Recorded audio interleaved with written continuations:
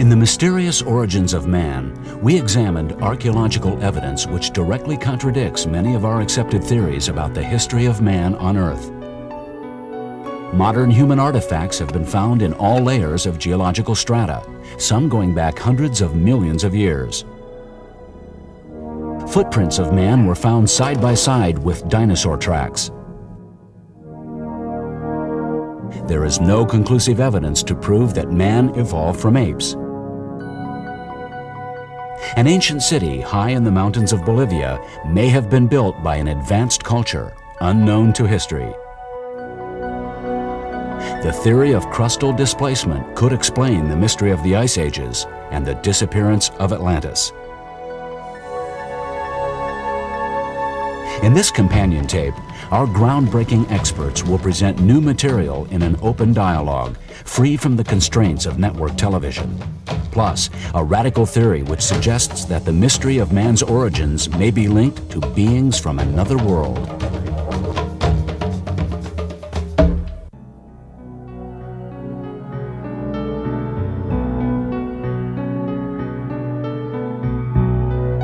In their book, Forbidden Archaeology, Michael Cremo and Dr. Richard Thompson uncovered numerous cases which suggest that modern man could be millions of years older than history tells us. Well, we called our book Forbidden Archaeology because we wanted to take people on a tour of the locked rooms in the museums of human history. According to most standard accounts, human beings like ourselves have only been around 100,000 years or so. But the evidence that we catalog in Forbidden Archaeology takes human history back tens of millions, even hundreds of millions of years. I could briefly recount one interesting story that we uncovered. It's the story of a discovery of a bola stone. A bola stone is a stone with a groove cut in it. A leather thong is tied to that, and it's used for throwing to capture animals. So this bola stone was found embedded in the surface of a cliff in South America. The rock of that cliff dated to about 2 to 3 million years ago. So the man who made the discovery knew that there would be skepticism if he announced something like this. So he left the stone in place, just barely showing on the surface of the cliff, and he got several prominent experts in geology and archaeology to gather there. And in front of these experts, he then chipped the stone out of the cliff. The experts verified that the stone of that cliff really would be what's called Pliocene, dating to 2 to 3 million years ago. And they saw him chip it out. They saw that it was actually embedded in the rock. And they saw that it was actually a man-made object. So what do you think then was the result? Did people then accept scientifically that man must have existed 2 to 3 million years ago in South America? No, not at all. One of the authorities who was there wrote in his report that, well, it may be that somehow he hoaxed the find. He may have dug a hole in the cliff and prepared a cement that looked just like the rock, cemented the bola stone in place, and fooled us all. So in this way, the evidence then was dismissed.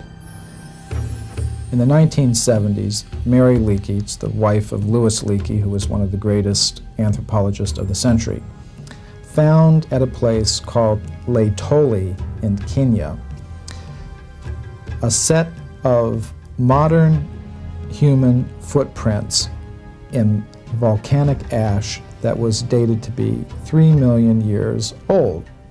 Now this is quite extraordinary because, according to standard views, human beings like ourselves are only about 100,000 years old. So to find these footprints, which are no different than the footprints you would find on a beach today in ash that's 3 million years old, is quite extraordinary.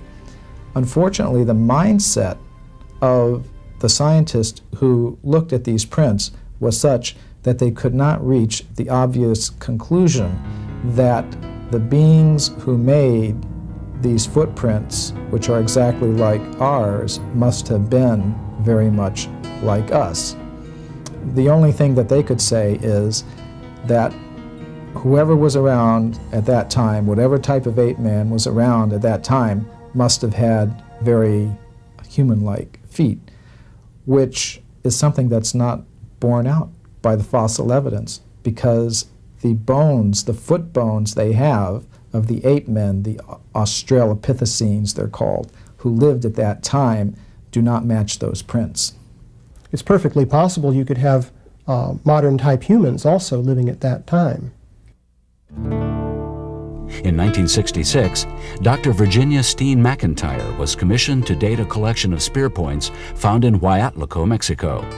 The artifacts were expected to be less than 20,000 years old.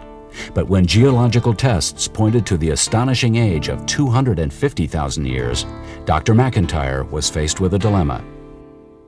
The current theory is that humans have been in the New World, which is North and South America, for 10, 20,000 years, no more than that. Our evidence shows that modern man has been in the New World 250,000 years, and they just cannot accept that theory. It blows their mind. Back in 1973, when we went public with the dates, I was sitting pretty. I had a good career going in my specialty, which was volcanic ash studies. I had an international reputation, and groups such as NATO and the American Academy of Sciences were paying my way to different meetings abroad to give talks. I had a part-time job with a government agency, one that I thought would lead to better things. And later I became a professor, or an adjunct professor at one of the state universities in Colorado. And I had a broad correspondence with scientists both in North America and abroad. That's all changed now. I ran across one scientist, a European scientist who was working in the area at the same time. He was a young geologist, as I was. And he was, I think, probably working on his degree. And he came up to me and said, "Ginger, I believe that the dates are, as you say, they are as old as you say, 250,000 years, but my professor will not let me say this."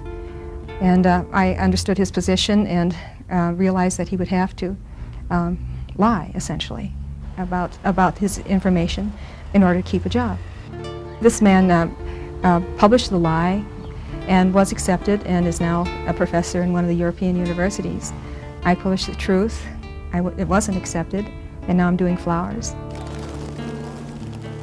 While excavating a ravine near Puebla, Mexico, the late archaeologist Juan Armenta made a parallel discovery. He found a broken spear point embedded in the jawbone of a prehistoric animal dating to 260,000 years ago. At the time, I was very young. Reporters were coming from all over the world to investigate my father's discovery. It was considered very important, not only for the town of Puebla, but for the whole country. But as soon as the first stories were published in Life, Time, and National Geographic magazines, the authorities claimed it was impossible that the artifacts could be so ancient. So they set out to discredit my father, and everything changed. It wasn't only that they questioned his honor. They forbid him to go to the site of the discovery and denied him the right to continue working in his field. They even went to the site with guns and tried to make the workers sign papers saying they planted the artifacts. But out of 60 men, only 3 of them signed the false confessions. It was very sad for my father, and I think it was the death of a very bright scientist. Even in the scientific community, evidence that doesn't fit the accepted paradigm can get buried in layers of academic literature. In doing our research, it was very interesting. What we did was we followed a trail of footnotes backwards into the literature. And we would find in a recent book maybe one footnote referring to a given body of evidence, and it would be very dismissive, just saying that this was some kind of nonsense. Then you go back and look up the references that that refers to. And then you find a somewhat more elaborate statement saying that this was nonsense.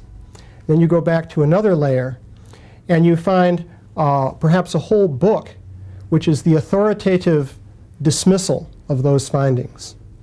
Then you go back to an even earlier layer, and you'll find many different books, papers, and so forth, giving the positive evidence and presenting it in a very serious way. You won't find these reports in the current textbooks because they go against the ideas of human evolution that later developed. Some people think that you can just publish this information, information that's controversial, in a scientific publication, and then everyone would know about it, and we'd go on from there. But that's not how it works. It's like a closed system. You can't publish unless you're part of a university or a research establishment, because the magazines, scientific magazines, won't accept your stuff. But you can't be part of the research establishment if you're something so controversial that they might get a little hassle from some of their alumni, or might get some bad publicity. And so you're outside the system. You might want to get the information out, but you're not going to do it. The main outcome that we would like to see from our publication of Forbidden Archaeology is that we would like to see an opening up of our serious scientific inquiries into the nature and origin of human beings and also other forms of life.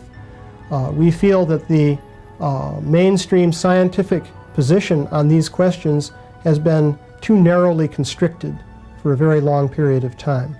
Much important evidence has been left out of the picture, and many important ideas have also been excluded. We would like to see a much deeper investigation into all of the available evidence.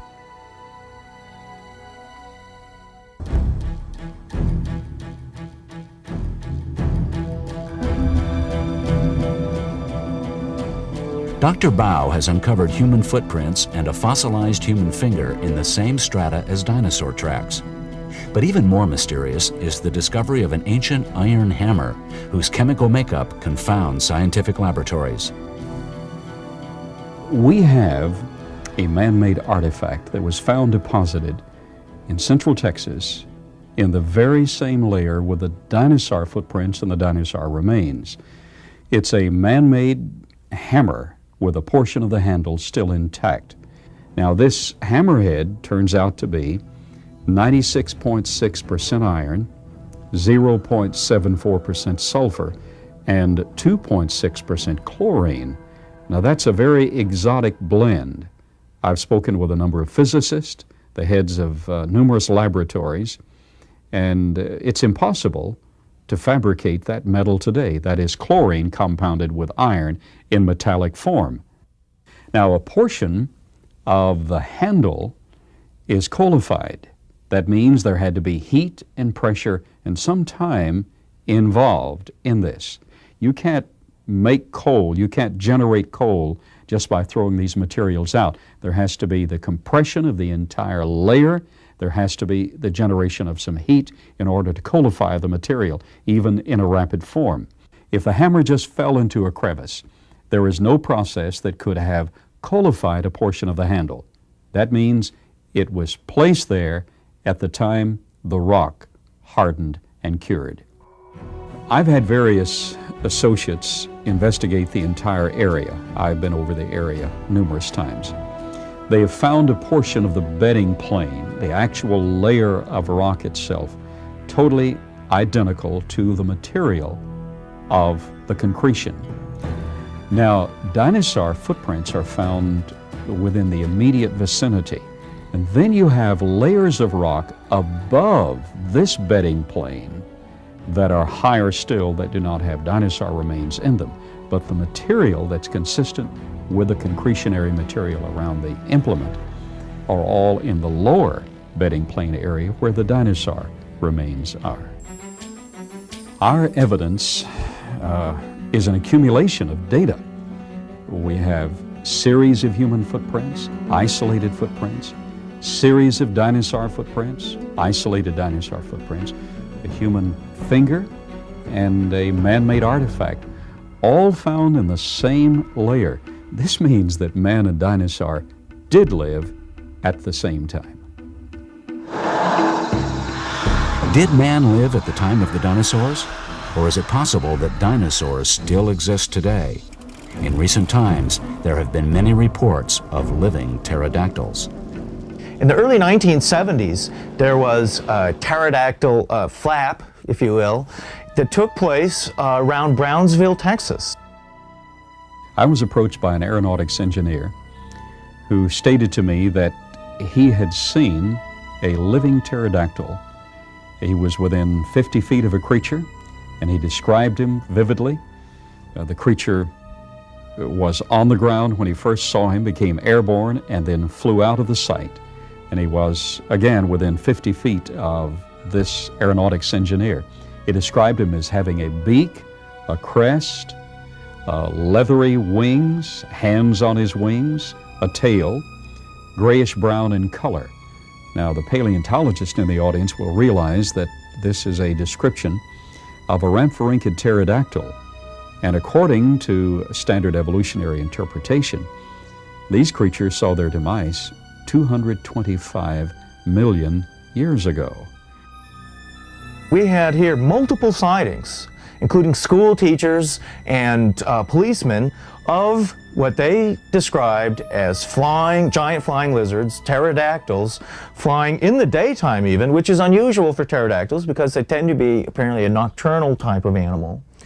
And these pterodactyls flying along the Rio Grande. Their favorite food is decaying human flesh. And literally some of their funerals have been interrupted by these creatures trying to steal the corpse out of the casket. Now, these are very vivid descriptions.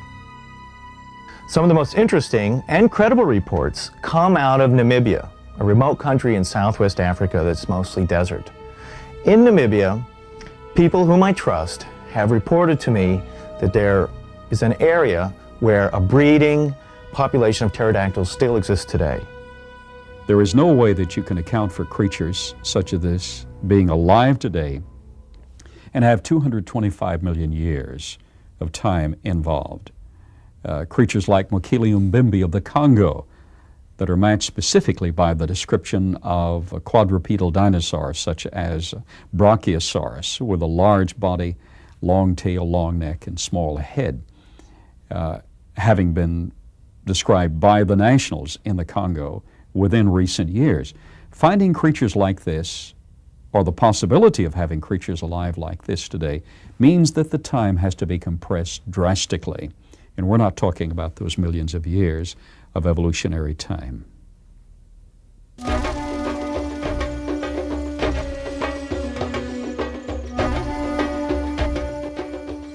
How can we explain evidence of man and dinosaurs living at the same time? The theory of cataclysmic geology suggests that the Earth could be much younger than we think, throwing into question our whole system of dating. It's often said that the dinosaurs became extinct 65 million years ago. You might ask, well, is this a scientific fact? The truth is, this is not a scientific fact. This is a theory, a scientific theory, and one based on the uniformitarian dating of geological strata. The kind of geology we're taught today is a geology called uniformitarian geology. And this is the school of geology which tells us that geological change is very slow. It happens over millions of years. We can see the kind of changes. And therefore, when we have layers of strata, we then create a period of time that's vast in scope, covering millions and millions of years. Yet the same strata in the opposing theory of geology, which is called cataclysmic geology, that same strata can build up not over millions of years, but in just a few years, or even in a matter of days. Fossils then, and the geological strata that we find them, are simply assumed to have accumulated over millions and millions of years. When animals die in a natural setting, they do not become fossils. A good example of this would be in the early 1800s, Buffalo Bill and his buddies went out to the Great Plains of America and slaughtered hundreds of thousands of buffalo, cut their tongues out and left them on the Great Plains to rot and die. Oh, they're already dead. What happened to those buffalo? Did any of those buffalo ever become a fossil? No. Not one will ever be a fossil. And that is because when things die, they decay and go to dust. And when you bury a dog in your backyard, he's not going to become a fossil either. What it takes to have a fossil, whether it's a dinosaur fossil or petrified wood or anything like this. We've got to have some cataclysmic event that has not only killed that animal, but buried it under tons of gravel or volcanic ash or dirt in some landslide. The very mechanism that causes and creates fossils is the same mechanism that causes the extinction of these animals. And that is cataclysmic changes. So as we look at fossils, we start to see that they themselves are indicative of these cataclysms of the past. And now we can also begin to look at geological dating in a different way. On the face of it, an artifact, human artifact found in a layer of rock which seems to be millions of years old is an inexplicable anomaly. It's not so inexplicable if the strata isn't millions of years old and if the dating method that's being used is in fact inaccurate. And I suspect that in many cases that's exactly what has happened in recent years. The chief radioactive dating method that's used to date the Earth is the uranium-lead method. Uranium, radioactive mineral, turns into lead over a long, long period of time. You measure the amount of uranium in the Earth's crust, you measure the amount of lead. That tells you, that at least conventional scientists say that tells you how old the Earth is. Now the figure that you arrive at when you use that technique is 4,500 million years. However, what they haven't mentioned is that uranium also turns into another substance. It turns into a distinctive form of helium, radioactive helium. In fact, practically all the radioactive helium in the Earth's atmosphere has come from radioactive decay. Now, if this method was reliable, if you measured the age of the helium in the atmosphere, it would give you the same age, 4,500 billion years. In fact, it doesn't give you an age anything like that. It gives you an age just a couple of 100,000 years. Now, it seems to me that any technique for dating, which on one hand gives you an age of 4.5 billion years, but on the other hand gives you an age of just a couple of 100,000 years, that technique has to be at least very unreliable. The dating anomalies and the evidence which contradicts the reliability of dating is being ignored by scientists on the whole because they'd have to restructure their whole theory of the age of the Earth. It would mean really starting from scratch. For example, the rate at which coal is formed is still controversial. The conventional idea is that coal is formed very slowly over millions of years and that basically it's age that determines the formation of coal. In fact, there's quite a bit of evidence in the field that coal might be produced from wood by pressure alone. For example, modern timber pilings of bridges have turned into a low rank of coal. The Ohio coal seam in the United States, the rank of the coal increases as the coal goes further and further underground, as the pressure increases. So it seems that there is some evidence that pressure alone might generate coal in a relatively short space of time. Now, if coal can be produced relatively rapidly, what about the other rocks of the Earth's crust? Perhaps they could be formed relatively rapidly as well. This is complete heresy. This is one thing that orthodox geologists would not accept. And yet there is mounting evidence that some types of rock can be formed very quickly in catastrophic conditions. The rocks behind me are thought to be 65 million years old, and they're thought to have been formed by processes that work very, very slowly over immense periods of time. But they could equally have been formed relatively rapidly by cataclysmic processes. Darwinists prefer the first interpretation because it's consistent with their interpretation of immense antiquity for life on Earth. The Earth could conceivably be younger than the 4.5 billion years that it's customarily taken to be.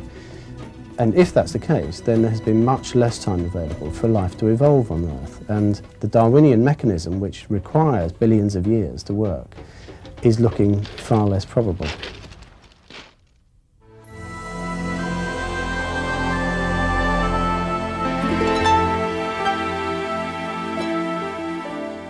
The theory of evolution is so popular today that few dare to question it. In one sense, you can understand people's reluctance to drop Darwinism because, apart from the fact that it's an attractive theory, there is also a scientific principle. It's called the principle of tenacity, that you shouldn't junk ideas just because a few anomalies have come along. The trouble is that the anomalies with Darwinism are so enormous that they're now greater than the theory itself, and so we should start questioning this principle of tenacity. We should start questioning, should we be hanging on to this theory regardless? The key problems with Darwin's theory are that, quite simply, there isn't any really solid empirical evidence. it's conjecture on conjecture, supposition on supposition. They're all very plausible, they're very rational suppositions, very rational conjectures, but they are still conjectures. And I find it ironic that for most of this century, Darwinists have acted and spoken as if they had already delivered conclusive proof to us of their theory. Well, in fact, that's the last thing they've done. There is no conclusive evidence of Darwinism. The evidence seems solid, but as soon as you start to investigate it, it just melts away. Probably the most famous example is the peppered moth. This is a light-coloured moth which lives in the northern counties of England, and between the years 1850 and 1900, when the trees were darkened by atmospheric pollution from factory chimneys, the moth changed from a light grey colour to a dark grey colour so that it could remain camouflaged on the tree trunks because the birds eat the moth. Well, this was described, this process, it's even been given a name by Darwinists, it's called industrial melanism, and it was described by the director of the Natural History Museum, Sir Gavin de Beer, as being an example of evolution and even natural selection taking place in man's lifetime. And obviously, if that were true, it would be very powerful evidence. Well, when you look at the peppered moth, you don't need to be a scientist to be able to see that what's happened is that originally you had a lot of light-coloured moths and a few dark-coloured moths, that the light-coloured moths have died off because the trees have turned dark, and that the dark-coloured moths have flourished at their expense. Now, if Darwinists want to call that natural selection, they're entitled to do so. But nobody could possibly believe that that is a mechanism that could explain how one species could turn into another species, and that is what evolution is all about, not about moths changing colour. One of the fundamental premises of Darwin's theory is that a species can, if it evolves long enough, turn into another species. Now, this central idea is contradicted by every single plant and animal breeding experiment of the last 500 years. Every animal and plant breeder knows that there is a limit to the extent to which an animal or a plant can be changed. Ultimately, the line becomes sterile, or it simply reverts to the original type from which you've selected. This has even been given a name. Ernst Mayr, professor of zoology at Harvard, called it genetic homeostasis. And that simply means that there is a barrier beyond which evolution cannot pass.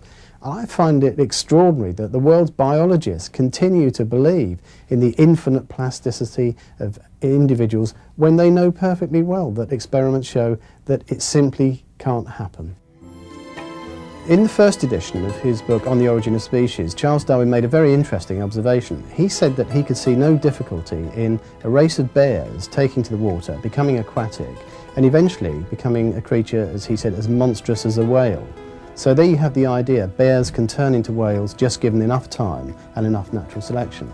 Now, in later editions of his book, Darwin removed that claim. He'd obviously thought better of it and realised it couldn't be substantiated with evidence, so he thought he'd better not press it. But the interesting thing about him removing that is that the idea that a bear can turn into a whale through natural selection is the very core idea of Darwinism. It's the top and bottom of the Darwinian theory, that one species can turn into another species. And in removing that example, I can't help feeling that Darwin must have had grave reservations about the rest of his theory. The whole Earth's surface is covered with sedimentary rocks, and in those rocks there are fossils. It ought to be possible to go to those rocks and to find a sequence of fossils, one species turning into another species, turning into another species. In fact, it ought to be possible for the kids at the local kindergarten to do this on an afternoon's nature study at the local quarry.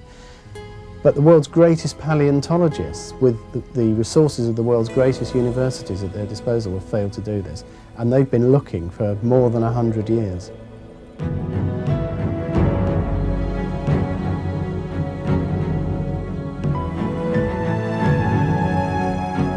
The theory of man's rise to civilization is as mysterious as his origins.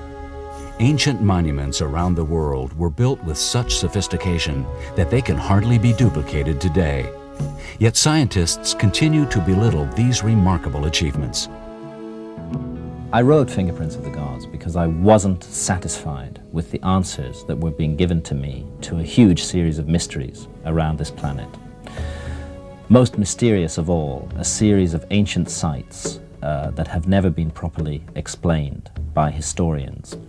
These sites I think of literally as the fingerprints of the gods, as marks left on our planet by a lost civilization that we have not yet properly identified. And amongst those sites, two in particular are extremely interesting. One is Giza in Egypt, where the Great Pyramids and the Sphinx stand.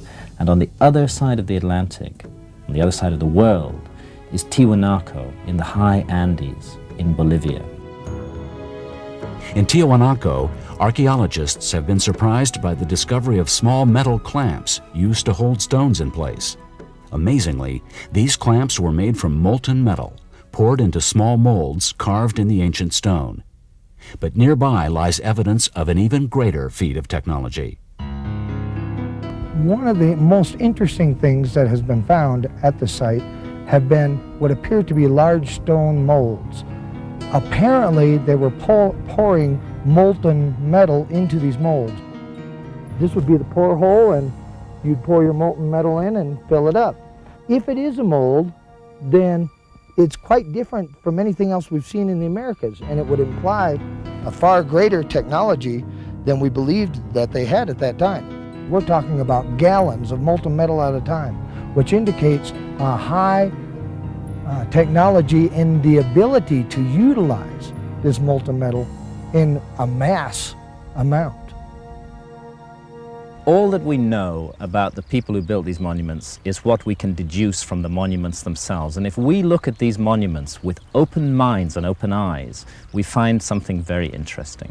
Firstly, that the level of technology involved in creating them was high, the lifting and maneuvering of these huge blocks of stone. And secondly, that they incorporated fantastically accurate astronomical alignments, which could only have been the result of a very accurate observational science.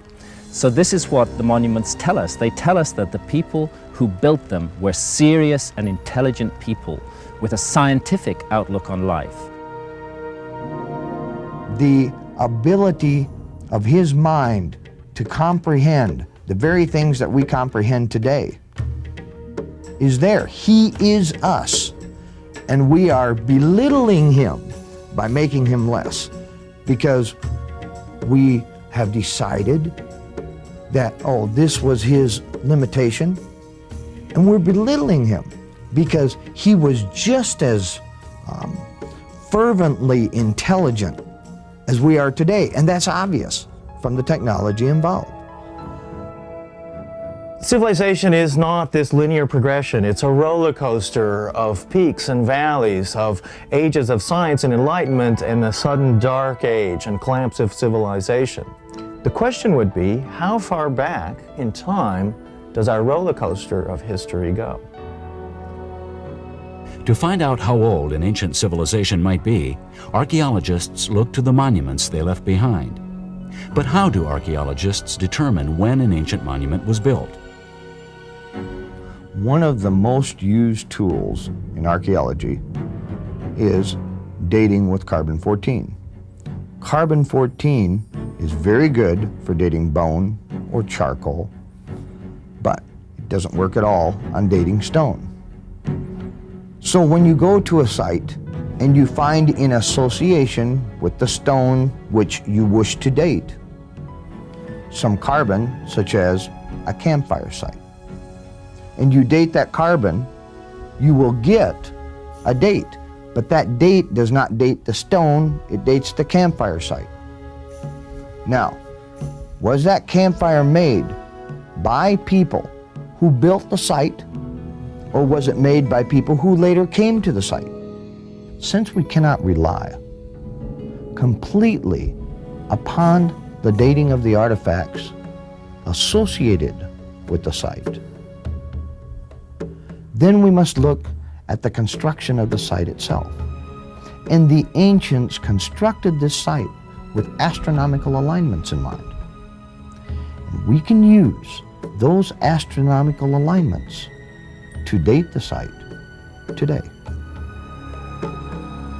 The first thing that one realizes when you look at the pyramids of Giza is that they're designed along astronomical principles. This is extremely obvious simply because the base of the pyramid, for example, the square base faces, each side faces one of the cardinal points, east, west, north and south, precisely. The precision is incredible. So it's clear that we're dealing with people who had astronomy in their mind. And we realize this very, very quickly when we look at the texts. Their texts are really astronomical allegories. They speak of going to the stars, they speak of the sun, they speak of the moon, they speak everything to do with the sky. So we have to follow that with the science of astronomy. And the logic is to understand what precisely are they trying to tell us with this kind of architectural precision. And the breakthrough came, the first breakthrough came, when it was discovered that there was a shaft within the Great Pyramid pointing to the belt of Orion. So now we had a very clear link between the Giza necropolis and the belt of Orion. And that link, we understood it because the constellation of Orion was identified to the god of resurrection, Osiris. So this was the first breakthrough. The second breakthrough was to realize that the configuration of the 3 stars in Orion's belt were exactly the same as the configuration of the 3 pyramids of Giza. With that in mind, we had to carry on following the lead that they were giving us. And one of the major leads is that their whole effort, everything we know about pharaonic theocracy, their cult, the religion, the decrees of the king, everything they did was focused on what they called the first time, the time when their civilization began. So the next step was to see when was the beginning of the Orion cycle. And we used precession. We found out that it was in 10,500 BC. This led us to consider the whole arrangement of the sky in 10,500 BC. And we came with this absolutely amazing correlation. We found out that it was exactly at this time that the sun would rise at the vernal equinox. When we looked in that direction, we began to realize that they were drawing our attention to the direction of the alignment of the Sphinx. We have a Sphinx looking directly due east. And that is the big mystery. What does the Sphinx represent? Immediately we realized that the vernal equinox in 10,500 BC was the beginning of the age of Leo. So whether we like it or not, the science of astronomy is leading us to conclude that the Sphinx was carved in the 11th millennium. And we have to deal with that.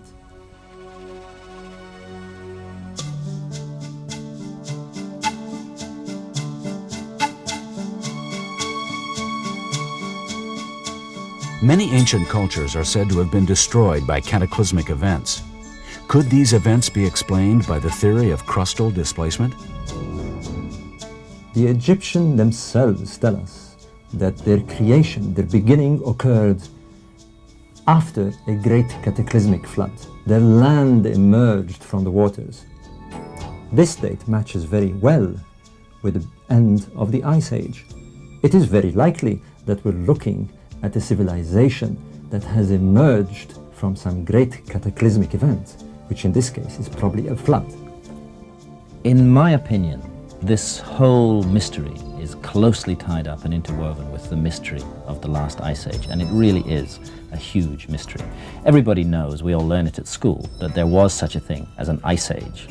And it's very clearly established in the geological record that, for example, North America was covered with ice more than 2 miles thick, as far south as the Mississippi Delta, almost into the tropics. This ice was stable for more than 50,000 years. And then suddenly, and relatively recently, 15,000 years ago approximately, it all started to melt.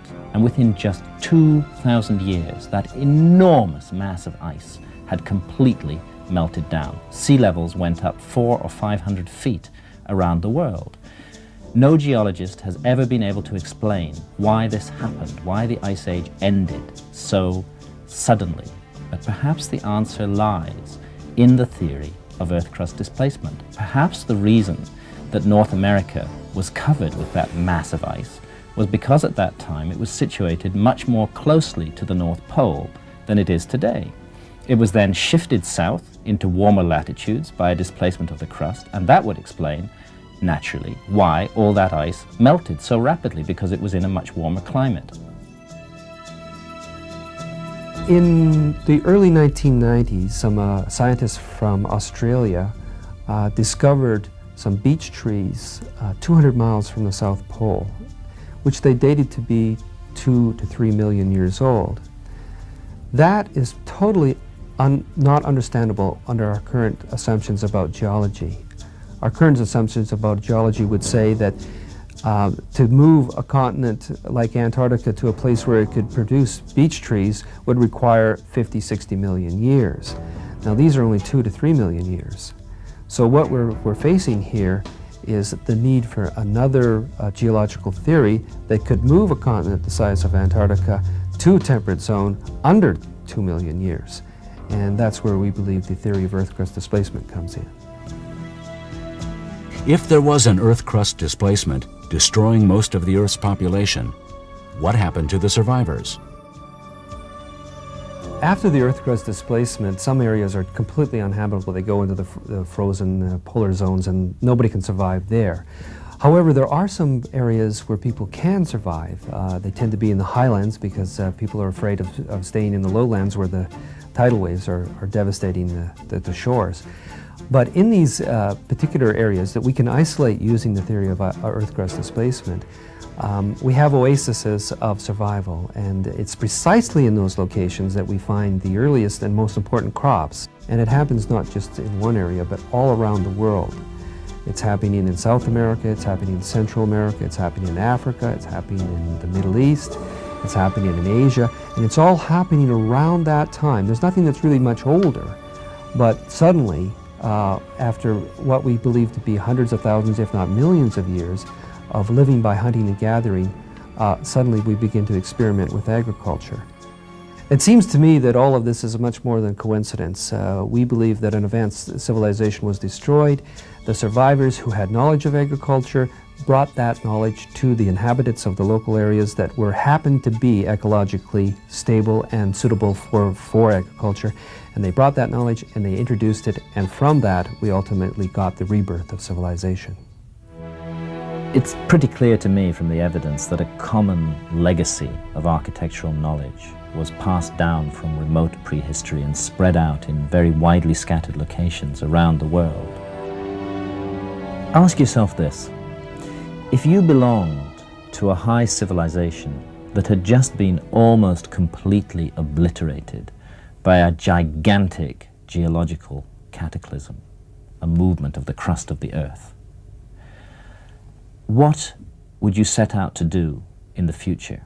First of all, you would set out to create buildings that were extremely stable, that would survive the worst imaginable earthquake. And that's what we find in these fingerprints of a lost architectural knowledge all around the world. A fixation, a desire to create buildings that would last forever, no matter what happened to them.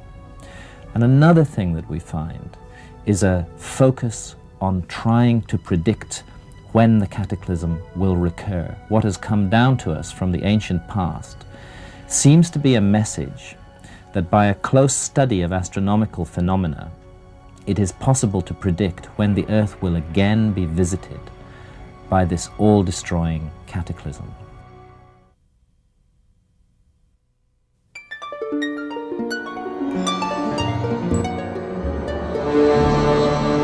If evolution fails to explain man's origins, then what is the answer to how we came to be?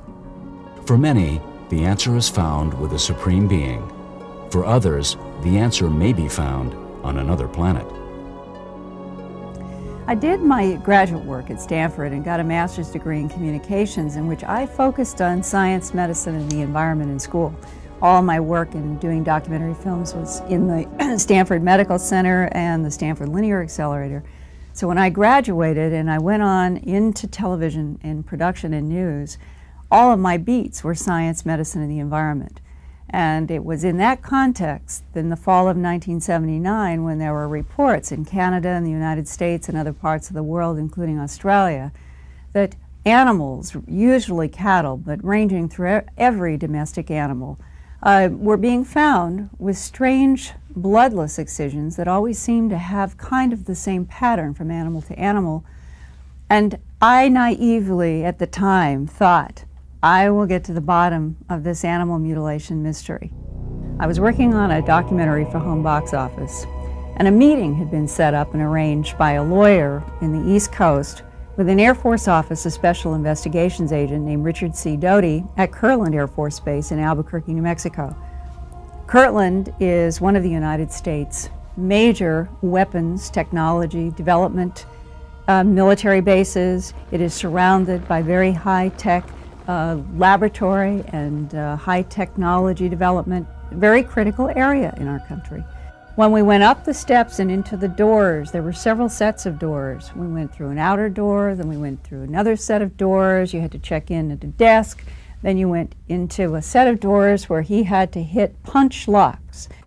And as we came into the office to sit down, one of the first things he said to me was, "That documentary you did, referring to A Strange Harvest, upset some people in Washington. They don't want animal mutilations and UFOs connected together in the public's mind." And I remember being surprised that he was reinforcing the veracity of this film that I had done. And then another surprising moment came when he reached into a drawer and he took out an envelope. It had no markings on it. And as he reached in to pull out about a dozen pages of white paper, he said, "My superiors have asked me to show this to you. You can read this. You cannot take notes, and I want you to move from the chair you're sitting in to that chair." And he motioned to a big chair sitting almost in the middle of the room. And as I looked at the top of what he was handing to me, it was all cap-centered on a page with no date, however, and no official stamp, but it did say, "Briefing paper for the President of the United States of America on identified aerial vehicles." And wondering, why is this happening? Why is he handing me this? Why am I being made to sit in a chair in the middle of the room? And learning much later it was so that they could videotape and audiotape my reactions to what I was reading. I began to turn the pages, and it began with a dry summary of multiple crashes of discs and the retrieval of bodies that were described as both dead and alive. And in the description on the live being, it went into several paragraphs about how an American military man had made a decision to stay with this live, it was called an extraterrestrial in the paper. It was also identified as an extraterrestrial biological entity, which the acronym was EBE, or EBA, as this man referred to it. The Air Force man staying with this extraterrestrial from 1949, according to this paper I was shown, until June 18, 1952, when the being died of unknown causes, we, the United States government, according to this paper, learned a great deal about its civilization and that relationship of that civilization to our planet. And one paragraph that stunned me when I read it, and I can almost remember it verbatim. These extraterrestrials manipulated DNA in already evolving primates to create Homo sapien. And this was further reinforced on the last page in a series of project names having to do with our government's research, following up whatever had been communicated from what they are calling extraterrestrials. It said, "All questions and mysteries about the evolution of Homo sapien on this planet have been answered and this project is closed." And I remember reading that sentence 3 or 4 or 5 times after having read the other sentence about the manipulation of DNA in already evolving primates. Does that mean that they would take a woman, go in, get with some sort of an instrument, take out an egg, as has been described by abductees, put it in some kind of a machine, mix it up with some kind of extraterrestrial DNA? Does it mean the old Bible, the Old Testament description of the time when the gods found the daughters of men fair and appeared to come and to commingle at night? Is that the way it was done? I don't know. A lot of people say, do you really believe that there are extraterrestrials? Well, the word believe should not be an operational word in any of this discussion, because I feel that you have to give deference to eyewitness testimony. And there have been eyewitnesses around the world for at least 40 to 50 years in multiple countries who have been describing almost the same type of creature. All of these people in the United States, Canada, Mexico, Central America, South America, Australia, the Canary Islands, off the coast of Africa, and now almost every country in Europe. They cannot, all of them, be making up a story for 40-some years around the world of seeing the same type of what is described as a non-human creature, whether it's associated with animals or whether it's associated with beams of light and the abduction syndrome. Something is interacting with our planet, and the government has told me anyway that we do have knowledge of extraterrestrials. If any of this government documentation is real, that some sort of an extraterrestrial non-human intelligence so sophisticated that it could take evolving primates and manipulate DNA and create us is absolutely true. If that is true,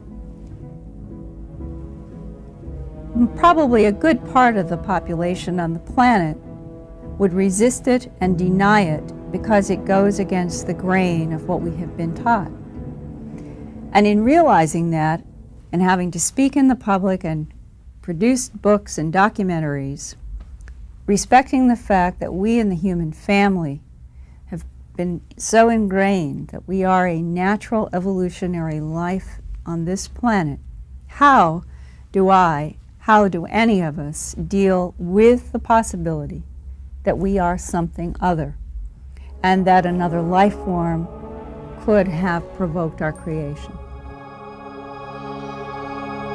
If the math on the pages suddenly becomes a reality, human life on this earth will change for all time.